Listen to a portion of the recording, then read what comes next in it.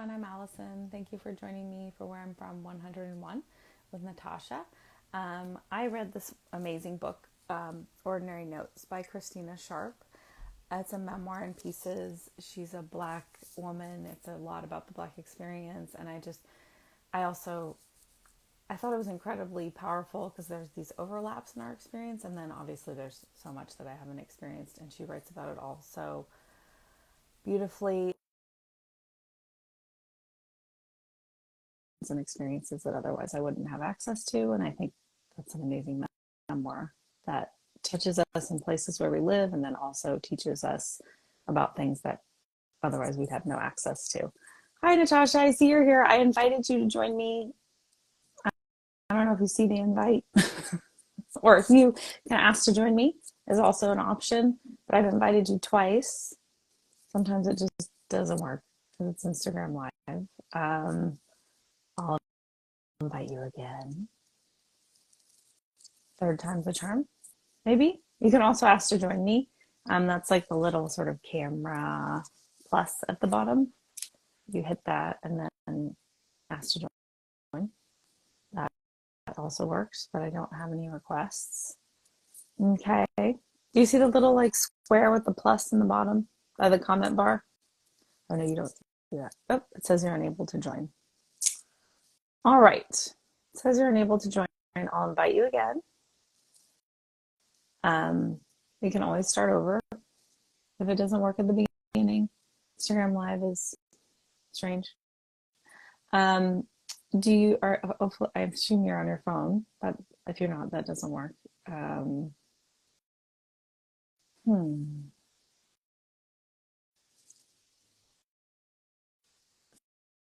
So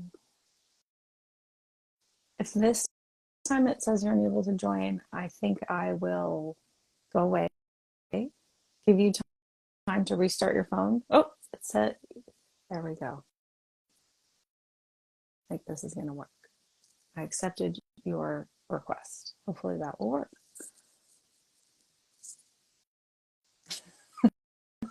I see your request and I'm accepting it, but it doesn't seem to be working.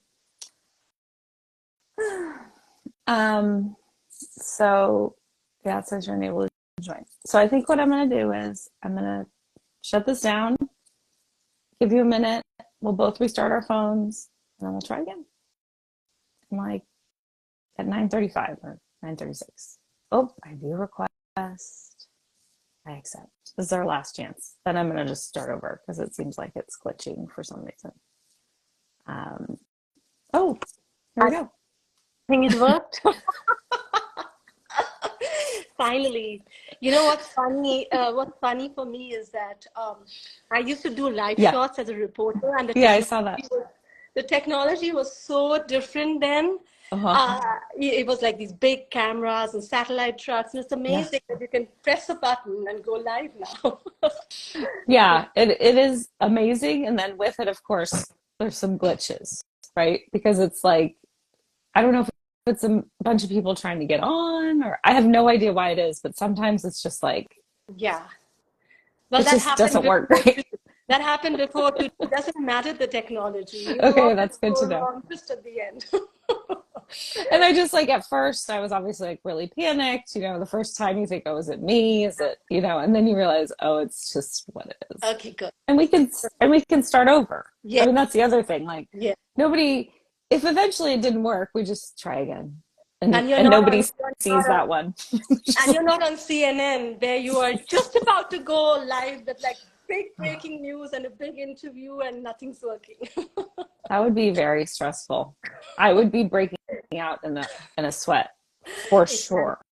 And then to be on camera, because I'm already kind of sweaty, that would give me like a lot of anxiety because like you don't want to sweat before you go on camera. And if there were problems, I would break out in a sweat. So you're a pro. You did it for how long? 15 years?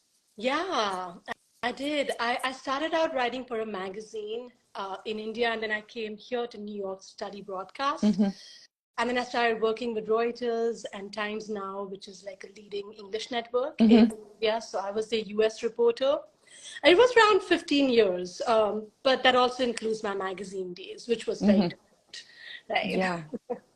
By the way, you look wonderful on camera. I saw some of your stats and also the one with your husband. I just felt it was so heartfelt. And what I really wanted to tell you was when you talked about crying and how you learning not to apologize for crying, I found that very powerful because I cry a lot too, but I apologize because It's people hard. don't sometimes understand that it's not coming necessarily from a place of pain, Yeah. but it could be, but there's so many things to it. So that really struck a chord with me. Oh, thank you. It's hard to not apologize. And also, I don't know how you grew up, but I grew up around a lot of men. And it was like, a sign of my weakness and vulnerability. And so I felt like I had to try to hide it. And it is a sign of vulnerability, which is a good thing, I think so. but Yeah, and I the fact felt that like it you get wasn't. moved, you're moved by Yeah. things and places and moments. Hmm. And I think that's beautiful. We are here also to be moved by things, right? As long as we can manage them Well, for somewhat. sure. Yeah.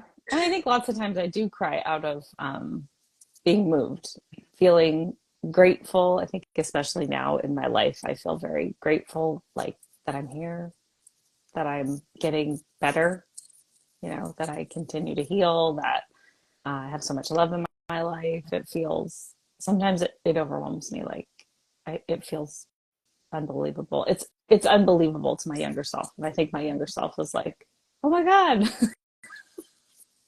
it worked out. We made it, and I think that's part of it too, is just that like relief. Mm, that's beautiful. But you're also giving out love a lot. I No, mean, the community that you've created, that's you're not just accepting and living it, but you're also sending it out. So thank that's you. lovely. Yeah. Thank you very much. That means a lot. I do. I'm happy to hear that it feels that way, because it's a privilege to hear people's stories, and I want to receive them with love for sure. So, well, I've almost cried, so we'll see if I make it through your poem without crying. Are you, did you want to say anything else before you read your poem, or are you ready to go? Oh, I just wanted to say I like the sound of the 101, Yeah. my number on this podcast, because I, for some reason, started seeing a lot of 1 1s, 11 11s, 111s since about end of 2019. Mm, So I just like it. I'm glad. Liked saying it. I was like, oh, Yeah. 101. This feels very, I don't know, auspicious Yeah, in some way. So, okay. yeah. Okay, so should I read this out? Yes, Yeah? go for it. Okay. Where I'm from. I'm from Dabur Amla hair oil, from washing powder Nirma and Usha sewing machine. I'm from army cantonments, uniforms, olive green jeeps. Brat, born, raised, and transferred.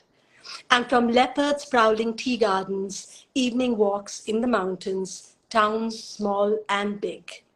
And from trees climbed with my sister, monsoons petrichor, Sondhi Sondhi Khushbu. And from long car rides, even longer train journeys. From watching my parents jive and waltz at army mess parties. From dining ins and dining outs, family stations, field areas, and schools, 9 in all. And from the Isranis torn from Sindh during partition, from the warrior, warrior Rajput Singhs applauded for their courage, derided for failing to stop the Mughal invasion. And from health is wealth and nanas spent and God will send. From mithai, diyas, firecrackers of Diwali, wet, mad splashes and colors of Holi. From hymns, Christmas plays at convent schools, and invitations to indulgent Ramadan feasts. I'm from Pune, but home was anywhere, north, south, east, or west. Dal chawal, cheese souffle, fruit cream. I'm from the cocoon of British era barracks, clubs, and convoys, a forever nomad passing through India's regions, cultures, languages, each so different they could be their own.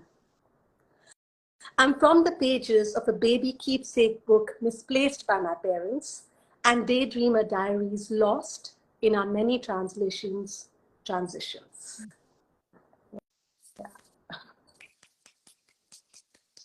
Right.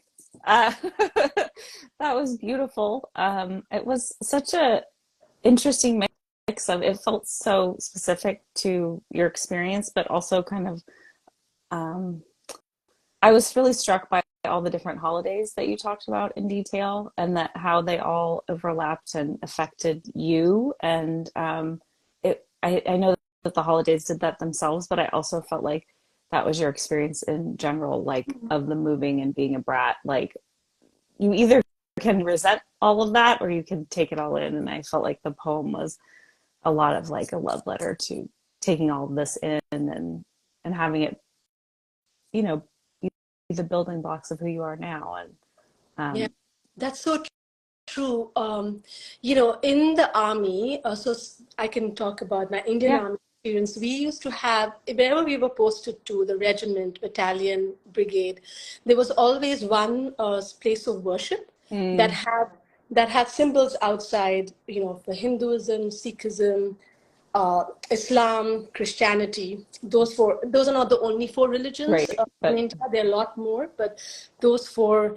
It was a very secular cocoon.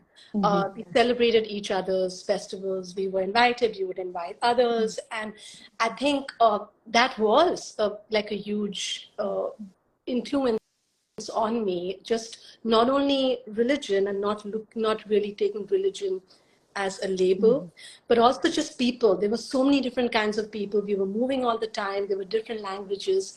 So you learn to adapt and be resilient and not hold on to identity too fast and long. And obviously, I didn't really think through this in this language when I was young. This was just mhm, my experience of it. But looking back now, I think that's so true for not just me, like all of us army brats.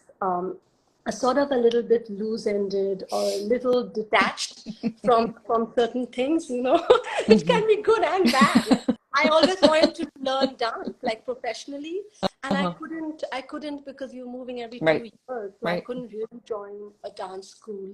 Mhm, But I got so many other beautiful things out of it.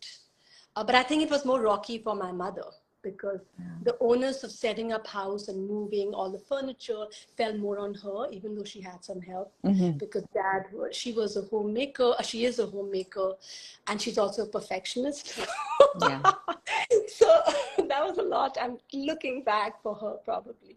And I think Yeah. making friends is harder at an older age, and meeting the new other homemakers mostly, and creating community and So community was inbuilt for us yeah. because whatever regiment you were posted to, you had these army messes. Mm, They were like what in the America you might call clubs, mhm, and you had these parties pretty much every weekend. So many events, mm, so you had an inbuilt community, and even if they were different people, they all came from that army thought, mentality. and somebody had moved here, somebody had been in a regiment together at one point, so she still had that, but it's still a very physical job, right? Like you Yeah. have to look for new schools for your kids, you've missed the admission deadline, you're trying to put your kids in good schools, which at that time, growing up in the 80s, was a lot of convent schools, Catholic Mm, convent schools, mhm. some just the best education wise. So,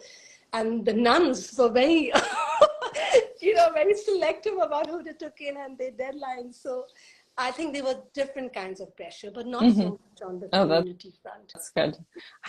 Yeah, I'm glad to hear that. I just imagine me moving to my brother-in-law just retired from the Navy, just like after his 20 years, and just being on the outskirts and watching the moving. Here it's every 3 years, but just the packing and it is built in, but like you make friends and then they're not there. And Yeah. just, I didn't move a lot as a kid. I just moved a little, but we talked about moving a lot and we were traveling, doing things. And I find myself now as a grown up and doing it as a mom, I'm much more interested in routine and staying put. And like you say, the dance school, I've had those moments. I did do dance, but I had those moments of like, oh, I was never around in the summer, so I didn't do certain things, you Right, know, like, and so I have been really drawn to routine right. and And root. being home and Yeah, and so I yeah. have a lot of compassion for if I were this age doing all of that moving and packing and like you're tired. You're like, like I mean it's a lot. It And is a lot. It is a lot. And I don't think we as children, me and my sister, or as teenagers, are particularly helpful like we were doing.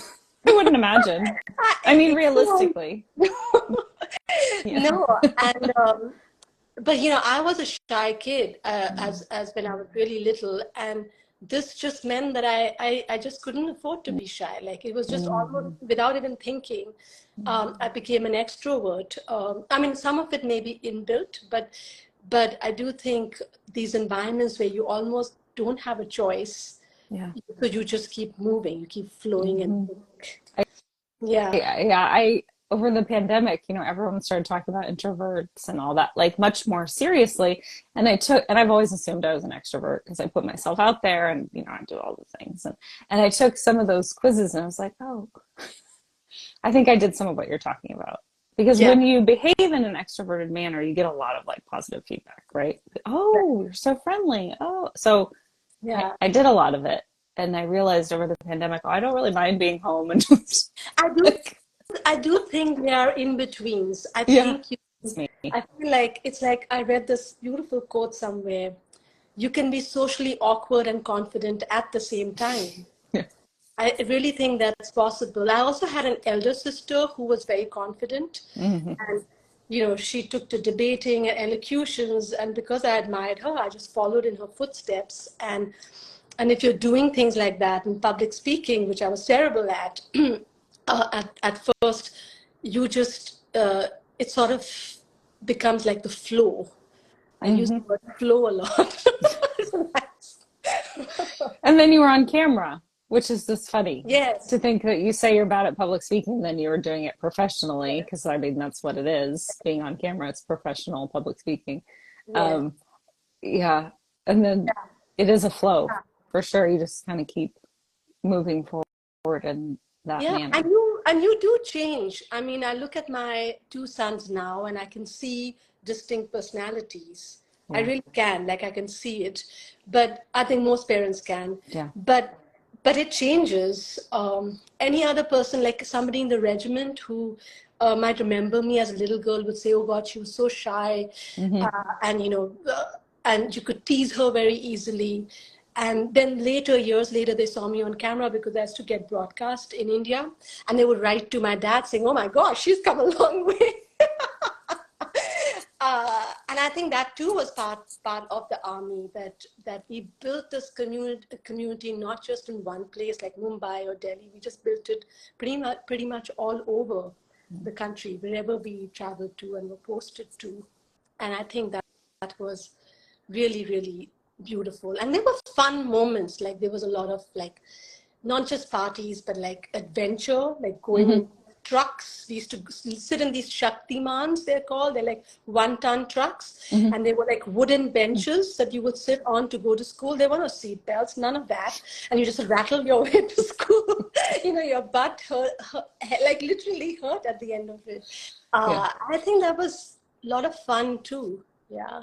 But I want to say, like I said at the beginning, I think your poem and your disposition, you just your way of being, like you are taking what is good and you are like holding that with you. There are definitely people who had your experience who I guarantee didn't aren't having as positive of a remembrance of it. Like I feel like you're really like making a choice to see what happened that was beautiful.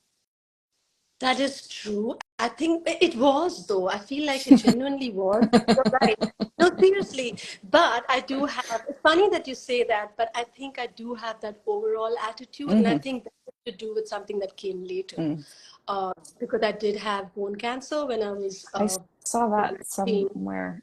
Is it in your Yeah, bio? I, it's in I my just read bio. various things, so I Yeah, can't remember what. yeah, Oh, yeah, I yeah. love that you said cancer graduate because that was a conversation that I had with Sarah, who is a cancer graduate. She's in remission, Yeah. and we were talking about the language around of but around survivor in general as a word. Absolutely.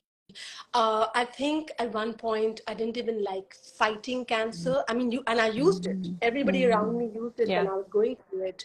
I didn't have that level of awareness then, perhaps. But, um, I think like healing just happens in my experience, because this is such a unique thing to each Mm-hmm. person, uh, happens more powerfully when when you give in but still stand strong, like you're working with Mm-hmm. but fighting and battle and Mm-hmm. war, like all of those terms.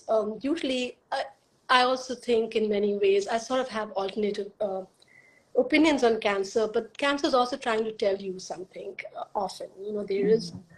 there's so many reasons, yes, genetic, so many things, but and it is unique to you. But I found that's that I prefer the healing words and the more Mm-hmm. positive words for it Mm-hmm. than the outright battle. Mm-hmm. Well, and I Yeah. think we were talking about, I mean, a lot of people have this conversation, but if you die, it's not that you didn't fight hard enough. Like Yes. just that Important too. that's where that language sort of goes to Mhm. eventually, right? And Yeah. it's not right. It's not accurate. um, True. and so I think that too. But I feel that not wanting it to be a fight because it is also you. Like, Yeah. you know, it's in you, and that can feel Yes. I'm not articulating it, like, but No, but I feel that kind right, of but like, just saying in you, that's very powerful because it is in you. So, what are you fighting inside you? Or what is it that you have to make peace with? Or what is the balance that you have to create? Be mm-hmm, it genetic, environmental, it's not mm-hmm, all mind, body, spirit, right? You could right, be exposed to terrible yeah, pollutants which cause the cancer, and that happens. right, It is inside you. So the question is then figuring it out, and and then trying your best. And you're right, it's not a given necessarily that you'll be victorious yeah, or that you'll lose. um, yeah, yeah. And I didn't really come to cancer graduate when I was that young. I came mm-hmm, came to it mm-hmm, later. But definitely also just speaking from my specific experience, I learned so much about myself and about healing and medicine overall, mm-hmm, regardless of cancer or doctors and systems, that I think that's really informed the way I navigate my life even outside of health. mm-hmm, mm-hmm. And How hence old were you, Natasha? 19. Oh wow, Yeah. that's such a formative age. It was. Yeah. Yeah, it was. It was. But in a way, that's good because I think you are also like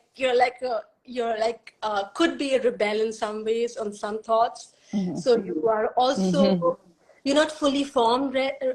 right? So Mm-hmm, you're kind of open to things, and I found myself open to certain spiritual concepts which helped my healing. mm-hmm, Also, I think. And so I feel that even me, the same person who's generally positive, maybe if I had cancer at a later age in my 40s, if I had it now, I maybe I wouldn't be that fearless. mm-hmm, mm-hmm. I think especially once you have kids, right? It changes a lot of your Yes. attitudes. I was Yeah. just recently, And just energy of your yeah. body, and so many other things. So yeah, yeah. That's really interesting. I hadn't thought of it that way, but I do think I had I had melanoma, which is not the same as what you had, but, and I had a scare in my 20s and they wanted me to, whatever, go do some surgery that I didn't want to do. And because I felt like it was, they were covering their own Mm, selves and yes. it wasn't necessary. I didn't believe, but I did a lot of alternative things, which I don't know if I would have, like you say, that same attitude now as I did when I was 29 or, it was just like, well, I'm not doing that. Mm. I'm So, not doing so that. I they don't help feel like you. it's right for Right? me. And my father was a medical malpractice attorney. So I had seen how much people do things to cover their asses. Mm, And I was like, no, this is my body. And I I know love that. my body better than you do. God, Yes. My body. Yes, yes, absolutely.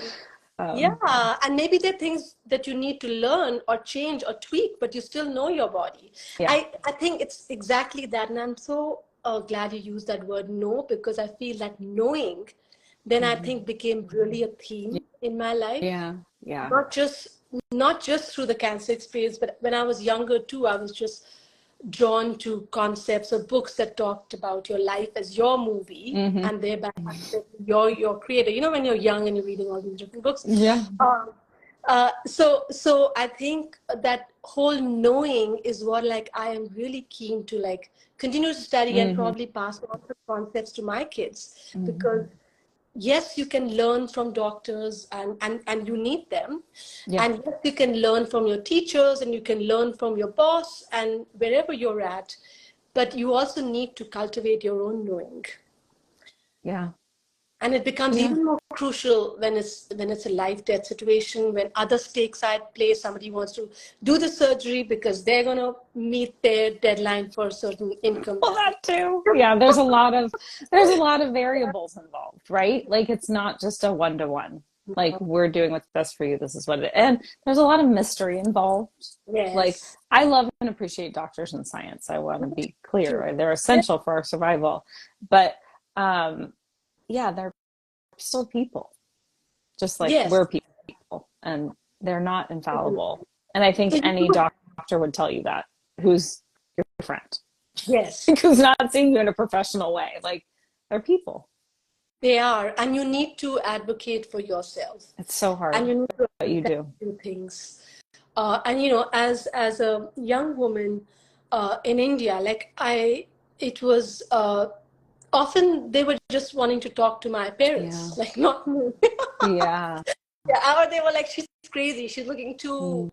How is she still laughing, and how is she still so happy? Like, does she really realize that this can kill her? Has she not got it? I got it. I Yeah. got it right away. But so I feel that is important, and I don't diss doctors or medicine either. In fact, I had an eye infection just yesterday, so I couldn't have done this yesterday. I saw And your so the story and I was like, is she going to show up? Because you yeah, didn't say anything when we were no, communicating because it back and was forth. fine. He put like this cyborg like eyeball in my eye with amniotic fluid. Wow. I would have looked really cool on your like, but like it worked. It was excellent. I'm glad he did that. Hmm.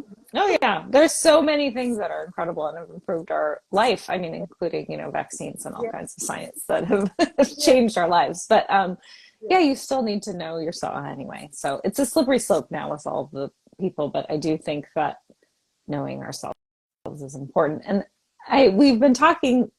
We need to wrap soon, but I have not asked you my main question, which is what was the experience like for you writing the poem? We got off on other Oh, tangents. I loved it. I felt like it's almost like it should be required a writing lesson. Anybody wants to be a writer, regardless of whether they want to publish it or read it aloud, because Mm-hmm. it really makes you distill, because there were so many other things that I wanted to Mm. add or remove. And I really think it made me think, and I like the way that the format helps you think in terms of sound, color, Yeah. light, all of that. Yeah. I found it very powerful.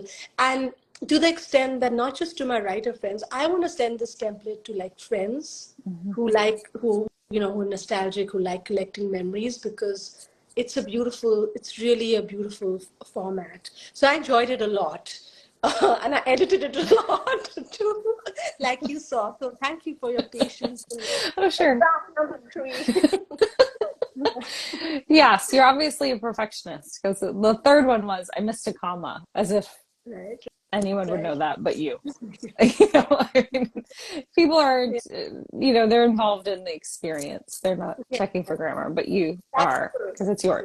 yours. Um, Yeah. but yeah, I think it's a wonderful prompt. And I think it's definitely, I've said this before, but it has changed my personal writing. Just listening to all of them and interacting with the prompt as much as I do, it has gotten me much better about using sensory details, which are so important.